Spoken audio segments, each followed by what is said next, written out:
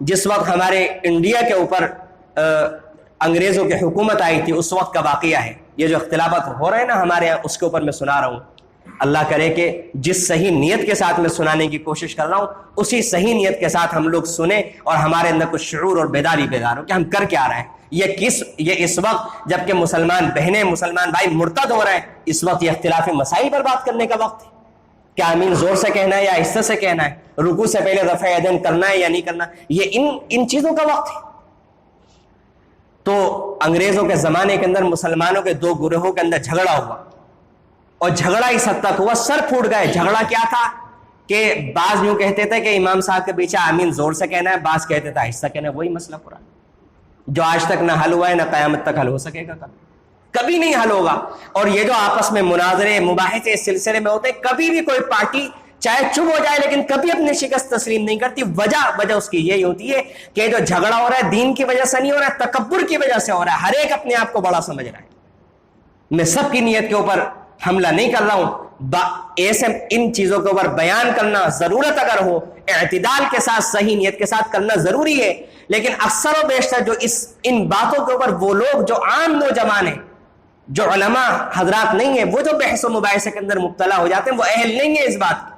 وہ صرف دونوں طرف کے نوجوان جو اہل نہیں ہیں اس بات کے, وہ جو بحث و مباحثہ کرتے ہیں صرف تکبر کی وجہ سے کرتے ہیں. میری بات اونچی ہو, میں جو کر رہا ہوں وہ صحیح ہے, چاہے وہ بیچارے خود 5 وقت کی نمازوں کے پابند نہ ہو, چاہے وہ قرآن بھی پڑھنا نہ جانتے ہو, لیکن اس چیز کے اندر جو وہ کرتے ہیں تکبر کی وجہ سے, بڑی اپنے آپ کو بڑا دکھانے کی وجہ سے, اپنی بات کو اونچا کرنے کی وجہ سے ایسا کرتے ہیں. ایسا نہیں کرنا چاہیے, یہ بہت غلط بات ہے.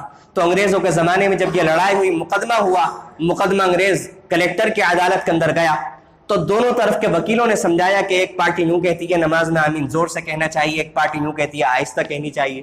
تو انگریز حیران ہو گیا, کہنے لگا اس میں بھائی لڑنے کی کیا بات ہے, جس کے پاس یہ والی حدیث پہنچی ہے کہ زور سے پڑھو وہ زور سے پڑھ لے, جس کے پاس آہستہ والی حدیث پہنچی ہے وہ آہستہ پڑھ لے, اس میں جھگڑا کائیں کا ہے. لیکن انگریز نے جب اس مقدمے کا فیصلہ لکھا, کتنی شرم کی بات ہے ہم لوگوں کے لیے, انگریز نے لکھا کہ میں اس نتیجے پر پہنچا ہوں دونوں کے وکیلوں کی بحث و مباحثہ سننے کے بعد کہ اسلام کے اندر 3 قسم کا آمین ہے. ایک ہے آمین بالجہر یعنی زور سے آمین کہنا, ایک ہے آمین بالسر آہستہ سے آمین کہنا, اور ایک ہے آمین بالشر شر کی وجہ سے آمین کہنا. یعنی یہ دین پر عمل کرنے کی وجہ سے نہیں, بلکہ اس وجہ سے کہ ہم کہتے ہیں تمہیں بھی آہستہ کہنا پڑے گا, یا ہم آہستہ کہتے ہیں یا اگر ہم زور سے کہتے ہیں تمہیں بھی زور سے کہنا پڑے گا. یہ شر کی وجہ سے آمین زور سے یا آہستہ کی وجہ سے مسئلہ اٹھایا گیا.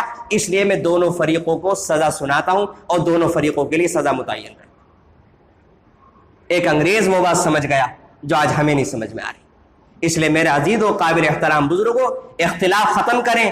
اپنی ایک شان ہم لوگوں نے متعین کر لی ہے کہ میری ایک شان ہے, ہر ایک انسان نے کہ میری ایک شان ہے اور اس کے کچھ آداب ہیں, تقاضے ہیں. اب میں رشتہ داروں کے یہاں گیا اور میری اس شان کے مطابق اگر انہوں نے مجھے ویلکم نہیں کہا, میرا استقبال نہیں کیا, تو میری شان میں گستاخی ہو گئی. اب ناراض, اب آئندہ جاؤں گا نہیں, اب بولوں گا نہیں, اب ملوں گا نہیں. تو میرے عزیزو انکساری سیکھیں, تکبر کو مٹائیں.